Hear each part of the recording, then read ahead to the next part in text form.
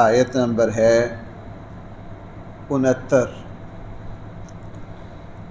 بسم اللہ الرحمن الرحیم۔ الحمد للہ رب العالمین والصلاة والسلام علی سید الانبیاء والمرسلین وعلی آلہ واصحابہ اجمعین۔ اما بعد فاعوذ باللہ من الشیطان الرجیم۔ بسم اللہ الرحمن الرحیم۔ ولما دخلوا على يوسف آوى إليه أخاه قال إني أنا أخوك فلا تبتئس بما كانوا يعملون فلما جهزهم بجهازهم جعل السقاية في رحل أخيه ثم أذن مؤذن أيتها العير إنكم لسارقون۔ صدق اللہ مولانا العظیم۔ یہ جو رکوع ہے تفسیر کے اعتبار سے یہ قرآن کا مشکل ترین مقام ہے۔ یہ جو رکوع ہے تفسیر کے اعتبار سے قرآن کریم کا مشکل ترین رکوع ہے۔ وہ کس طرح؟ پہلے میں جو واقعہ ہے یہاں وہ عرض کرتا ہوں اور اس کے بعد وہ جو مشکل ہے اس کو ذکر کرتا ہوں، پھر مفسرین نے جس طرح اس مشکل کو حل کرنے کی کوشش کی ہے میں اس کو عرض کرتا ہوں۔ سیدنا یوسف علیہ السلام نے بھائیوں سے کہا تھا کہ تمہارا ایک ماں شریک بھائی بھی ہے، جب آؤ اس کو ساتھ لے کر آنا، اگر اس کو ساتھ نہ لائے تو غلہ نہیں ملے گا۔ اس کا ذکر کل کے سبق میں آیا تھا۔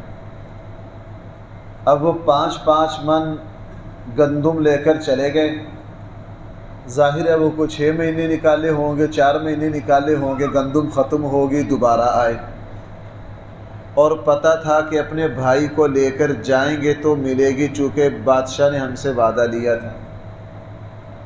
اب اپنے باپ شریک بھائی اور یوسف علیہ السلام کے حقیقی بھائی بنیامین کو ساتھ لے کر آئے۔ مصر کے بادشاہ سے ملے، ابھی تک ان کے نزدیک یہ مصر کا بادشاہ ہے، ان کا بھائی یوسف ہے، ان کو کوئی پتہ نہیں ہے۔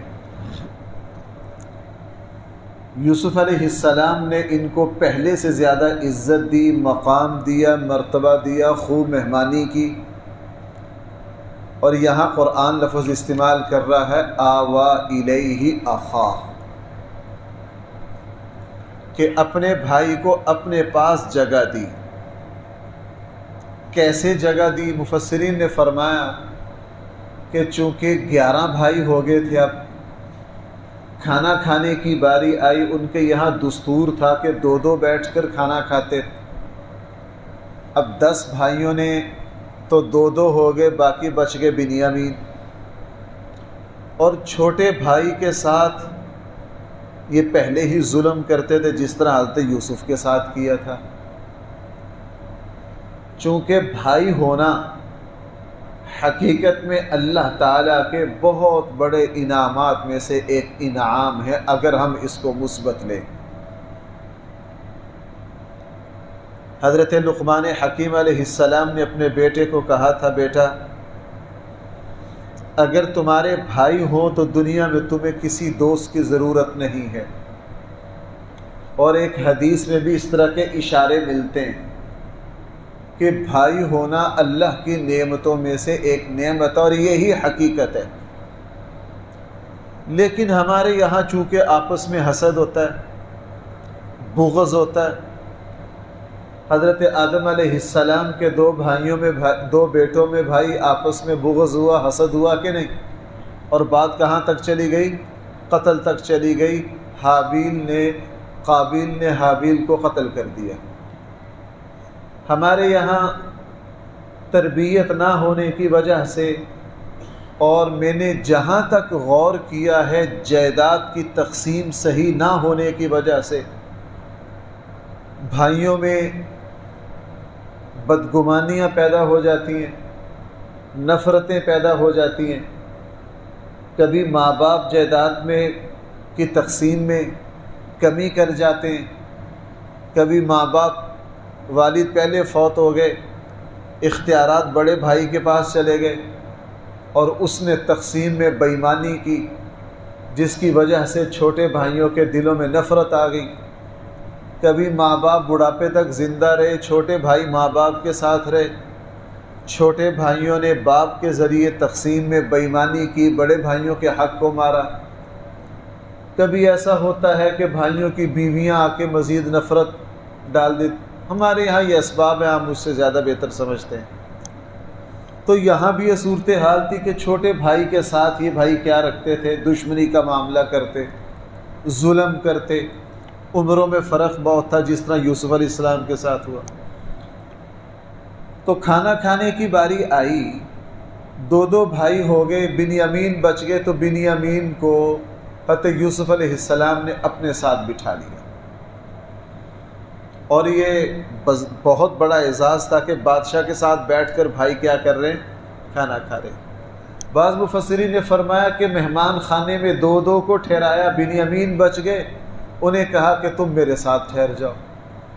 اب دوسرے بھائی بڑے حیران ہوئے کہ بادشاہ کے ساتھ یہ ٹھہر رہا، حسد تو پہلے ہی تھا۔ قرآن نے اس معاملے کو آوا الیہ سے تعبیر کیا، مہمانی کی، اپنے پاس رکھا، خاطر تواضع کی، غلہ دیا۔ جب واپس جانے لگے، اب یہاں معاملہ چونکہ میں نے جو عرض کیا نا تفسیر کے اعتبار سے مشکل ہے، چونکہ جو عربی سمجھتے ہیں یہاں ضمیروں کا مسئلہ ہے کہ یہ ضمیر کس کی طرف لوٹ رہی ہے، کس کی طرف نہیں لوٹ رہی، اس لیے مفسرین یہاں بہت زور لگانا پڑتا ہے۔ بہرحال میری سمجھ کے مطابق دو تفسیریں راجح ہیں، میں صرف وہ دو تفسیریں عرض کرتا ہوں۔ پہلی تفسیر یہ ہے کہ جب وہ واپس جانے لگے تو یوسف علیہ السلام نے خود وہ پیمانہ جس کے ذریعے ماپ کر گندم دی جاتی تھی، وہ بڑا قیمتی پیمانہ تھا کسی دھات کا، اس پیمانے کو یوسف علیہ السلام کے حکم پر یا خود چھوٹے بھائی بنیامین کے سامان میں چھپا دیا اور چلے گئے۔ یہاں سما کے لفظ سے ہے، بھائی یہاں سے چلے گئے، جب کچھ دور چلے گئے، کلومیٹر 2 کلومیٹر دور، پھر کہا بھائی وہ پیمانہ کدھر ہے، پیمانہ غائب ہے، تلاش کرو۔ جب تلاش کیا تو کہنے لگے آج تو وہ جو کنعان کے مہمان آئے تھے وہی گندم لے کر گئے ہیں، اور کوئی یہاں آیا نہیں۔ بندوں کو پیچھے بھیجا، انہوں نے جا کے آواز دی، او قافلے والے ذرا ٹھہرو۔ بھائیوں نے پوچھا کیا ہوا، بتایا کہ جی بادشاہ کا جو پیمانہ تھا وہ کیا ہو گیا۔ یہاں قرآن کہہ رہا ہے جعل السقایا، سقایا کے لفظ سے تعبیر کر رہا ہے، وہ سقایا گم ہے۔ اچھا جی، جب وہ سقایا گم ہے وہ تم نے تو نہیں چرایا؟ قافلے والوں نے کہا ہم چور نہیں ہیں، ہم نے نہیں چرایا، ہم چوری کے ذریعے زمین پر فساد مچانے نہیں آئے۔ بادشاہ کے ملازموں نے کہا ہم تمہاری تلاشی لینا چاہتے ہیں، اگر کسی کے پاس ملا تو اس کی کیا سزا ہے؟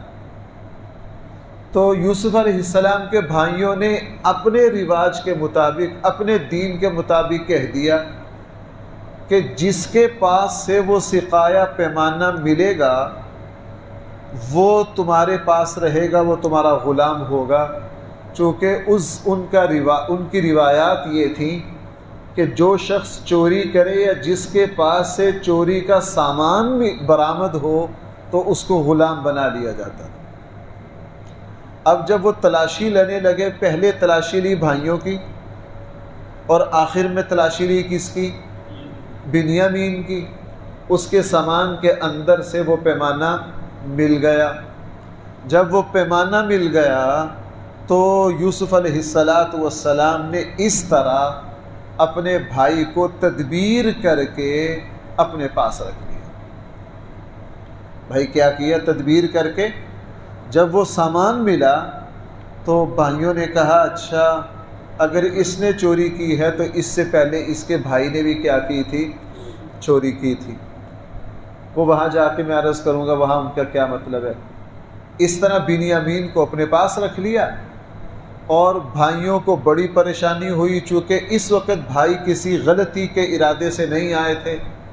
انہوں نے یوسف علیہ السلام کی بڑی منت سماجت کی، یہ ہمارا چھوٹا بھائی ہے، یہ ہے اس طرح کا، اس کے بھائی نے بھی چوری کی تھی، لیکن ہم اپنے ابا کو بڑی قسمیں دے کر آئے ہیں، آپ ایسا کیجئے ہم میں سے کسی کو رکھ لیجئے۔ یوسف علیہ السلام نے کہا جناب جس نے چوری کی ہے ہم تو اسی کو رکھیں گے۔ اور یوسف علیہ السلام کو پتہ تھا کہ میری آزمائش تو مکمل ہو گئی ہے لیکن میرے والد کی آزمائش ابھی مکمل ہے، یہ آخری مرحلہ ہے، بتا نہیں سکتے تھے، چونکہ خواب دیکھا تھا کہ 11 ستارے اور چاند اور سورج مجھے کیا کر رہے ہیں، اور یعقوب علیہ السلام نے بھی یہ خواب دیکھا تھا، اس لیے اس خواب کی وجہ سے یعقوب علیہ السلام سمجھتے تھے کہ زندہ یوسف بھی ہے۔ بھائی خواب پیچھے گزرا ہے کہ نہیں؟ نبی کا خواب تھا، حضرت یعقوب کو پتہ تھا کہ یہ میری آزمائش ہے، پتہ نہیں یہ کتنی لمبی ہے۔ بہرحال ایک تفسیر یہاں یہ ہے، اس تفسیر پر اشکال آتا ہے کہ جی یہ کیا، یوسف علیہ السلام نے خود سے کیا کروا دیا، وہ پیمانہ چھپایا اور ایک تدبیر کر کے اپنے بھائیوں کو چور بنا دیا، اور جب تلاشی لی تو بنیامین کے سامان کے اندر سے بھائی کیا نکل آیا؟ ڈول نکل آیا، اور اپنے بھائی کو رکھ لیا۔ یہاں کئی گناہ ہو گئے، بلکہ بڑے بڑے گناہ ہو گئے۔ ایک تو بھائیوں پر چوری کی تہمت لگائی، بھائی ایسا ہے یا نہیں؟ تہمت لگائی، سارے بھائیوں کو چور بنا دیا، اور پھر خود سے ساری چال چل کر اپنے بھائی کو اپنے پاس رکھ لیا۔ اس کی بھی پرواہ نہیں کی کہ میرے ابا پہلے بڑی تکلیف میں ہیں، اس بھائی کی وجہ سے اور تکلیف میں آ جائیں گے۔ بظاہر یہ باتیں نبی کی شایان شان نہیں ہیں۔ اس کا جواب کیا ہے؟ اس کا جواب وہی ہے جو موسیٰ اور حضرت خضر علیہ السلام کا واقعہ ہے۔ قرآن کہہ رہا ہے کذالک کدنا لیوسف، یہ سارے کام کرنے کے لیے کس نے یوسف کو کہا؟ ہم نے۔ بھائی توجہ ہے، کذالک کدنا لیوسف، ہم نے چال چلی یوسف کے لیے۔ کون کہہ رہا ہے یہ؟ اللہ کہہ رہے ہیں۔ جب اللہ کہہ رہے ہیں تو کسی کو اعتراض کا حق حاصل ہے۔ اب آئیے خضر علیہ السلام کے واقعہ میں۔ بھائی سورہ کہف میں ہے حضرت موسیٰ اور خضر نے سفر کیا تو کشتی کو کیا کر دیا؟ کشتی کو توڑنا جائز ہے؟ کسی کی ملکیت کو نقصان پہنچانا جائز ہے؟ جائز نہیں ہے۔ خضر علیہ السلام نے کشتی توڑ دی۔ اچھا آگے بھائی کیا کہ بچے کھیل رہے تھے، ایک بچے کی پکڑ کے گچی مروڑ دی۔ بھائی حضرت خضر نے بچے کو قتل کیا کہ نہیں؟ آیا بچے کو قتل کرنا جائز ہے؟ جائز نہیں ہے۔ حضرت خضر نے کیوں کیا؟ بھائی کس کا حکم تھا؟ اللہ کا حکم تھا۔ جب اللہ کے حکم کے مطابق کیا تو کوئی اعتراض کر؟ اسی لیے یہاں یوسف علیہ السلام نے جو تدبیر کی کذالک کدنا لیوسف، اللہ تعالیٰ اس کو اپنی طرف منسوب کر رہے ہیں۔ ہم نے حضرت یوسف کو یہ کہا تھا، حضرت یوسف نے جو بھی کیا، سامان خود رکھا، تلاشی لی، ان کو چور کہا، اور یہاں سے جو کچھ ملا بھائی کو اپنے پاس رکھ لیا۔ حضرت یعقوب علیہ السلام کی آزمائش مزید بڑھ گئی، لیکن یہ سارا کچھ حضرت یوسف نے کس کے حکم کے مطابق کیا؟ اللہ نے۔ ایک تفسیر یہاں یہ ہے، بات ٹھیک ہو جاتی ہے۔ دوسری تفسیر کیا ہے؟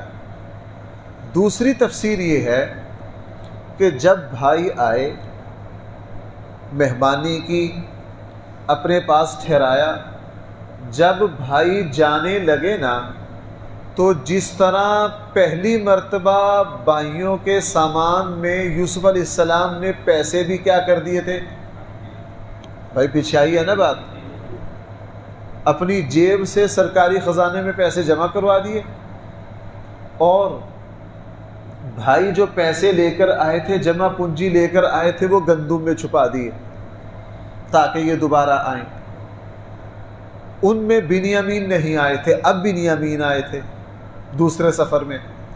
تو یوسف علیہ السلام کی یہ خواہش تھی کہ جس طرح میں نے پہلے سفر میں بھائیوں پر ڈبل انعام کیا تھا، اپنے بھائی پر بھی کیا کروں؟ انعام کروں۔ لہٰذا خود سے یوسف علیہ السلام نے پیمانہ رکھ دیا بنیامین کے سامان میں، یہ چلے گئے۔ اب جب چلے گئے نا تو اگلا کوئی کام حضرت یوسف کا نہیں ہے، حضرت یوسف نے تو ان کو بھیج دیا اور وہ قیمتی پیمانہ کس کے سامان میں رکھ دیا؟ تاکہ میرے اس بھائی کے کام آئے گا۔ لیکن بعد میں ہوا یہ کہ ملازموں نے اپنے طور پر جب دوسروں کو گندم دینے کی باری آئی تو پیمانہ گم۔ انہوں نے کہا یار پیمانہ کدھر گیا؟ اب ملازموں کو کوئی پتہ نہیں کہ بادشاہ نے پیمانہ خفیہ کس کو دے دیا ہے؟ چھوٹے بھائی کے سامان میں رکھ دیا ہے۔ انہوں نے اپنے طور پر تلاش کیا، اور جب وہ پیمانہ نہیں پایا تو انہوں نے کہا یار آج تو وہ جو کنان کے مہمان آئے تھے نا، ان کے علاوہ کسی کو گندم نہیں دی گئی، ہمیں لگتا ہے وہ لے گئے ہیں اٹھا کر۔ حضرت یوسف کو کوئی پتہ نہیں۔ ان ملازموں نے جب جا کر قافلے کو روکا، اپنے طور پر تلاشی لی، تو بھائی وہ پیمانہ کس کے سامان سے مل گیا؟ بنیامین کے سامان سے مل گیا۔ اور قافلے والوں نے ان سے پہلے پوچھ لیا تھا کہ اگر تمہارے سامان میں سے پیمانہ ملا تو کیا سزا ہے؟ انہوں نے کہا ہمارے دین میں تو چوری کا سامان جس سے ملے اس کو کیا بنایا جاتا ہے؟ غلام۔ لہٰذا بادشاہ کے ملازم اپنے طور پر بنیامین کو پکڑ کر لے آئے۔ جب پکڑ کر لائے نا، یوسف علیہ السلام کے سامنے ساری بات پیش کی، تو حضرت یوسف پھر فوراً سمجھ گئے کہ یہ آزمائش کی ایک کڑی ابھی اور باقی ہے۔ میں نے اپنے بھائی کے سامان میں وہ پیمانہ رکھا تھا، لیکن اب صورتحال کیا بن گئی ہے؟ چوری کی بن گئی ہے۔ مجھے یوں لگتا ہے کہ میرے اوپر، میرے بھائی پر اور میرے ابا پر آزمائش کا ابھی ایک اور مرحلہ باقی ہے۔ اس لیے حضرت یوسف علیہ السلام خاموش ہو گئے اور بنیامین کو اپنے پاس رکھ لیا، اور اس پر رکھ لیا کہ میرا اللہ دیکھو مجھے کب اجازت دیتا ہے کہ میں صورتحال کو کھولوں۔ صورتحال کو، چونکہ یوسف علیہ السلام اپنی طرف سے واقعات کو کھول نہیں سکتے تھے، پابندی بھائی کس کی طرف سے تھی؟ اللہ کی طرف سے تھی۔ ذرا اتنے الفاظ دیکھیے پھر آگے چلتے ہیں۔ وَلَمَّا دَخَلُوا عَلَى يُوسُفَ، جب بھائی دوبارہ آئے یوسف کے پاس، آوَا إِلَيْهِ أَخَاهُ، خاص طور پر اپنے پاس ٹھکانہ دیا اپنے بھائی کو۔ اب قرآن میں نے عرض کیا تھا نا، درمیان کے مرحلوں کو چھوڑ جاتا، خالی جگہ چھوڑ جاتا کہ یہ تم خود پورا کر لو۔ مہمانی کی، کھانا کھانے کا وقت آیا یا ٹھہرنے کا وقت آیا۔ اب جب اس بھائی سے تنہائی ہوئی تو اللہ تعالیٰ کی طرف سے اجازت دے دی گئی کہ بنیامین کو بتا دو کہ میں کیا ہوں تمہارا۔ اجازت صرف اتنی ملی۔ قال، حضرت یوسف نے بنیامین سے کہا، انی انا اخوک، میں تیرا بھائی ہوں، فلا تبتئس بما كانوا يعملون، بڑے بھائی تیرے ساتھ جو کچھ کرتے رہے ہیں اس کی وجہ سے پریشان ہے۔ چونکہ بنیامین سے جب تنہائی کا موقع ملا نا، تو یوسف علیہ السلام نے پوچھا کہ یہ تیرے بھائی ہیں، تیرے ساتھ کیسا رویہ ہے؟ اس نے کہا جی بڑے ظالم ہیں، میں چھوٹا ہوں، مجھے مارتے بھی رہے ہیں بچپن میں، مجھے ظلم بھی کرتے رہے ہیں، میرے ابا مجھ سے لگاؤ رکھتے ہیں، میرا ایک بچپن میں اس طرح بھائی تھا، ہم دونوں حقیقی بھائی تھے، وہ گم ہو گیا تھا، وہ اس طرح گم ہوا تھا، میرے ابا اس کی جدائی میں اس طرح روتے ہیں، میرے ابا اس کی جدائی میں اس طرح روتے ہیں۔ اب اس بھائی کی جگہ میرے ابا جو ہیں مجھ سے محبت کرتے ہیں، یہ بھائی مجھ سے جلتے ہیں. ساری داستان کو اس ایک جملے میں بیان کر دیا. جب ساری داستان یوسف علیہ السلام نے سنی نا تو کان میں کہا کہ بنیامین اب تجھے پریشان نہیں ہونا چاہیے. بچپن میں تیرا جو بھائی گم ہوا تھا وہ یہی ہے جو تیرے سامنے بیٹھا ہے. وہ یہی ہے جو تیرے سامنے بیٹھا ہے. اب بھائیوں نے تیرے اوپر جو کچھ کیا ہے اس کو بھول جا. اب تیرا بھائی مصر کے بادشاہت اور نبوت تک پہنچ گیا ہے. اب تجھے کسی طرح کے پریشان ہونے کی ضرورت ہے. اس پوری داستان کو اس ایک جملے میں سمو دیا. قال حضرت یوسف نے کہا انی انا اخوک، میں تیرا بھائی ہوں. فلا تبتئس بما كانوا يعملون، جو کچھ یہ تیرے ساتھ برا سلوک کرتے رہے ہیں اب اس کی وجہ سے پریشان نہ ہو. فلما جہزهم بجہازهم، پھر ان کا سامان تیار کر دیا گیا. جعل السقایۃ فی رحل اخیہ، حضرت یوسف نے سقایا پیمانہ رکھ دیا اپنے بھائی کے سامان میں. ثم اذن مؤذن، یہاں قرآن نے مؤذن کا لفظ بولا ہے، یوسف کا نہیں کہا، اس لیے دوسری تفسیر بھی بالکل صحیح بنتی ہے. پھر ایک آواز دینے والے نے آواز دی. بھائی مؤذن کا معنی کیا ہوتا ہے؟ آواز دینے والا، پکارنے والا، اعلان کرنے والا. اس سے اذان کا معنی بھی سمجھ میں آ گیا. بھائی اذان کا معنی کیا ہے؟ اعلان. اور جو مؤذن اذان دیتا ہے ہم اس کو کیا کہتے ہیں؟ اعلان کرنے والا، مؤذن، وہ یہاں سے نکلا لفظ. ثم اذن مؤذن، پھر ایک پکارنے والے نے پکارا، کہا ایتھا العیر، اے قافلے والو، انکم لسارقون، تم کیا ہو؟ چور ہو. تم نے چوری کی ہے. تم نے کیا کی ہے؟ چوری کی ہے. قالوا، انہوں نے اقبلوا علیہم، ملازموں کی طرف متوجہ ہو کر کہا ماذا تفقدون، کیا چیز گم ہو گئی ہے تمہاری؟ کس وجہ سے ہمیں چور کہہ رہے ہو؟ قالوا، ملازموں نے کہا نفقد صواع الملک، ہم گم پاتے ہیں بادشاہ کا برتن اور پیمانہ. وَلِمَنْ جَاءَ بِهِ حِمْلُ بَعِيرٍ، جو خود سے بغیر تلاشی کے وہ پیمانہ دے دے گا، ایک اونٹ کا وزن اس کو انعام دیا جائے گا. وَأَنَا بِهِ زَعِيمٌ، جو ملازموں میں سے بڑا افسر تھا اس نے کہا یہ میری گارنٹی ہے، میں ضمانت دیتا ہوں بغیر تلاشی کے اگر کوئی پیمانہ دے دے گا تو بھائی اس کو انعام میں کیا دیں گے؟ ایک اونٹ کے وزن کے برابر گندم اور دے دی جائے گی. قالوا، بھائیوں نے کہا تاللہ، اللہ کی قسم، لقد علمتم، تم جانتے ہو اچھی طرح، ما جئنا لنفسد فی الارض، ہم نہیں آئے کہ زمین میں فساد مچائیں. بھائی کیا کہا؟ ہم یہاں مصر کی زمین میں فساد مچانے؟ بھائی ذرا میری طرف متوجہ ہونا. انہوں نے کہا کہ اگر ہم نے چوری کی ہے تو یہاں فساد مچایا ہے، ہم فساد مچانے کے لیے آئے. اس سے پتہ چلا کہ چوری اور ڈکیتی سے زمین پر فساد مچتا ہے. چوری اور ڈکیتی سے اللہ تعالیٰ برکتیں اٹھا لیتے ہیں. ہمارے یہاں اللہ معاف فرمائے، کسی سرکاری ادارے میں چلے جاؤ کیا ہو رہا ہے. کسی سرکاری ادارے میں چلے جاؤ کیا ہو رہا ہے.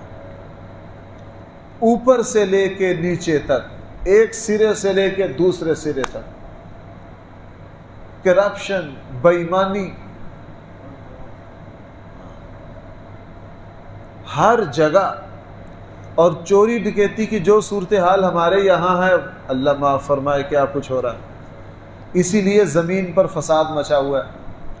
اس لیے بھائی زمین پر کیا مچا ہوا ہے؟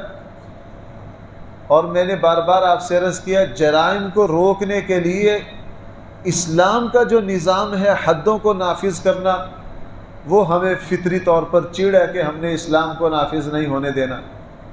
ابھی کل ہی میں ایک صاحب کا مضمون دیکھ رہا تھا، پاکستان کے ایک صحافیاں کابل گئے ہوئے ہیں، ابھی وہیں بیٹھے ہیں کابل، وہ وہیں سے بیٹھے لکھ رہے ہیں۔